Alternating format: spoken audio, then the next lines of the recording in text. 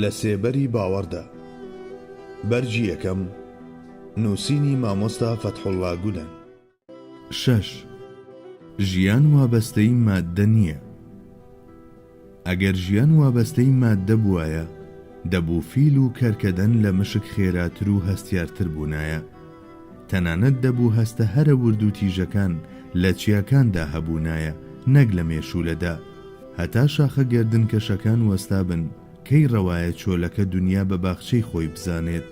کەواتە ماددە جێگیر و مەنگە و مانا و ڕۆحیش چالاک و بزۆکن. ژیان ناوەڕۆک و کاکڵێ و ماددەش توێکڵ و قاوغە. ماددە تەنها و تەنها خزمەتکاری ژیانە، کەوایە گرنگ ئەو شتانە نین کە دەبیندرێن، بەڵکو بە پێچەوانەوە ئەوانە گرنگن کە نابیندرێن. 7. ناکرێت ڕووداوەکانی گەردون ببەستینەوە بە یاسا خەیاڵیەکانەوە. ناگونجێت یاسای کێشکردنی گوێرەیی و بیردۆزەیی گۆیە زەبەلاحەکانی ئاسمان لە کۆڵ بگرێت. کار و فەرمانبەرەکانی مێشک کە واژۆ لەسەر هەزاران شتی سەرسوڕهێنەر دەکەن ناکرێت تەنها بگەڕێنرێتەوە بۆ کارلێکە چیمیاییە ڕواڵەتیەکان. کەواتە ناچاریندان بەبوونی ئەو فریشتانەدا بنین کە جڵەوی یاساکانیان بەدەستە و بوونی ئەو ڕۆحە قبول بکەین کە مێشک بەڕێوە دەبات. هەتا فریشتەکان و ڕۆح وەستا بن گەڕاندنەوەی هەموو ئەمانە بۆ یاسا خەیاڵیەکان و ئەو ماددەیەی کە مەحکومە بە پەردبوون و لە ناوچوون کارێکی لۆجیکی و ژیرانە نییە.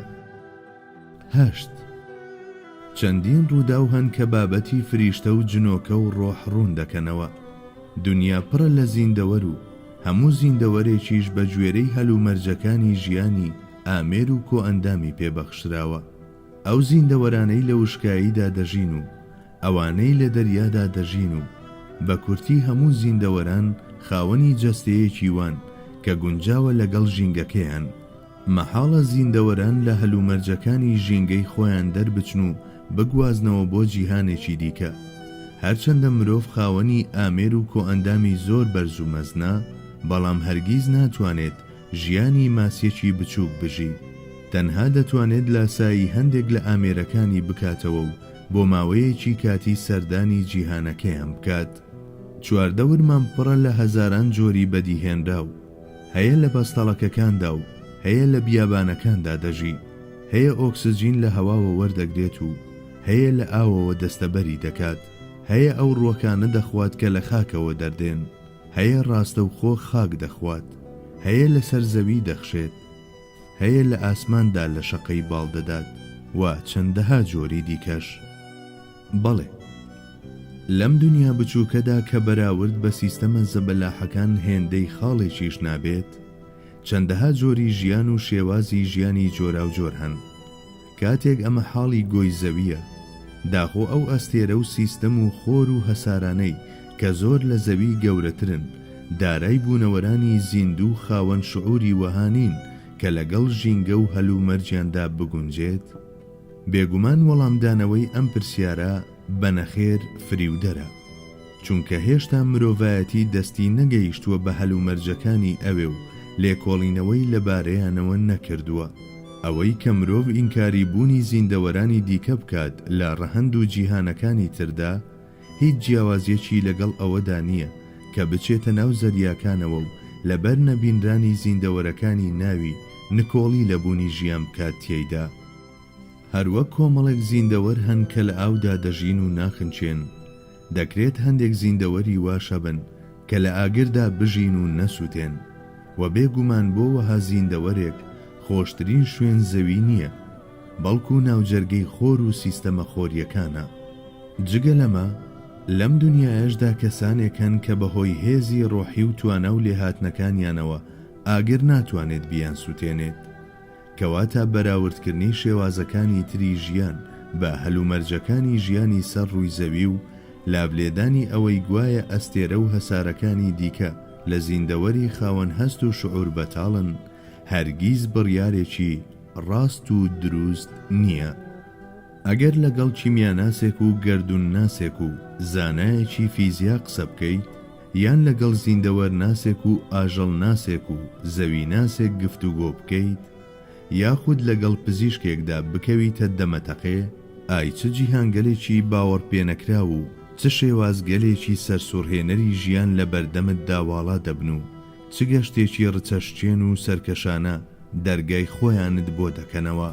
پێویستە کاتێک شتانێک دەبیستین دەربارەی ئەم جۆرە بابەتانەی کە زۆریان لەبارەوە نازانین یاخود نەگەیشتوین بە عەینل یەقین تێیاندا، ئەگەر ڕاستە و خۆش باوەڕی پێ نەکەین، ماقوڵترین ڕێگا ئەوەیە کە خێرا ئینکاری نەکەین، چونکە ئەوانەی کە قسە دەکەن پسپۆری بوارەکانی خۆیانن. ئەگەر لەم ڕوانگەیەوە تەماشای بابەتەکەی خۆمان بکەین، ئەوە بۆمان دەردەکەوێت هەزاران پسپۆری ئەو بوارە هەن کە باز لە فریشتەکان دەکەن و چیرۆکی ژیانی جنۆکەکان دەجێڕنەوە و ڕاستەوخۆ پەیوەندیان لەگەڵ بەستون و بابەتەکانی تایبەت بە ڕۆح و ڕوحانیەکان ڕوون دەکەنەوە. و هەزاران ڕووداوی ڕاستەقینەش هەن لەم بارەیەوە. ئەو شتانەی کە بۆمان دەجێڕنەوە ئەوەندە زۆرن کە جۆرێک لە تەواتر و یەکدەنجی بەرهەم دەهێنن. کەواتە ئایا پێویست ناکات باوەڕ بەم شتانە بکەین کە لەم ڕۆوە پسپۆڕەکان بۆمان دەجێڕنەوە، یان بەلایانی کەمەوە ئینکاری نەکەین؟ نۆ، ژیان لە دنیادا هەیە.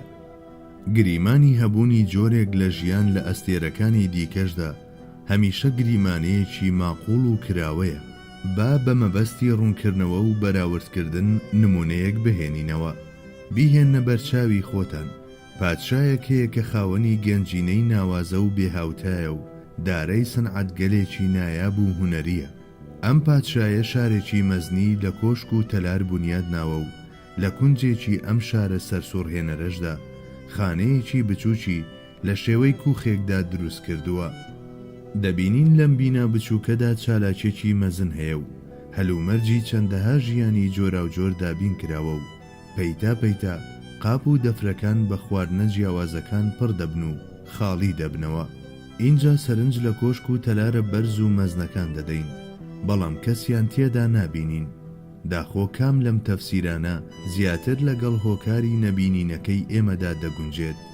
لاوازی چاومان، شاررانەوەی دانیشتوانی ئەوێ لە ئێمە، یان نەبوونی هیچ جۆرە نیشتەجێیەک لەوێ؟ ئەم بۆ چوونەی کۆتایی کەمانەی ئەوە دەگەیەنێت سەرجەم کۆشک و تەلارەکانی شارەکە بەتاڵن و تەنها ئەم کوخە بچووک و تەسکە پڕە لە هەزاران جۆری ژیان و زیندەوەر بێگومان بۆ چوونی کەسانی ژیر نییە. کەواتە یان لاوازی چاومان ڕێگرە لە بەردەم نەبینینی دانیشتوانی نێو کۆشکەکان، یان نیشتەجێەکانی ئەوێ لە بەرچەند داناییەک لە ئێمە شارراونەتەوە. کوخەکەی ناونمونونەکە ئەم دنیایەیە و کۆشک و تەلارە مەزنەکانیش ئەستێرەکانن. ئەو مرۆڤەی کە ئەم هەموو ئاپۆڕەی ڕووناچی و ڕەنگ و دەنگە لەم دنیا بچووکەدا دەبینێت، ئەدی چۆن دەتوانێت قەناعەت بەوە بکات کە کۆشتی مەزن و ڕازاوەی ئەستێرەکان خاڵی و بێسەرنشینن؟ نەخێر، لەوێش ژیان هەیە و ئەوانیش دانیشتوانی خاوەن شعوری تایبەت بە خۆیان هەیە. نەبینرانی ئەوان لەلایەن ئێمەوە نابێت بە بەڵگە لەسەر نەبوونیان، بەڵکو هۆکاری ئەم نەبینرانە یان لاوازی چاوی ئێمە یاخود لە شاررانەوەی ئەوان لە ڕەهەندێکی جیاوازدا سەرچاوە دەگرێت. لە بنەڕەتدا ئێمە بە چاوی زیندەوەر بۆ خودی گۆی زەویش دەڕوانین. بەڵێ، هەروەک ڕۆح جەستەی مرۆڤ بەڕێوە دەبات، چاودێریکردنی دنیا کەشمان بە فریشتەکان سپێرراوە. ئەم یاسایە پەیڕەو دەبێت بەسەر سەرجەم تەنە ئاسمانیەکانی دیکەشدا.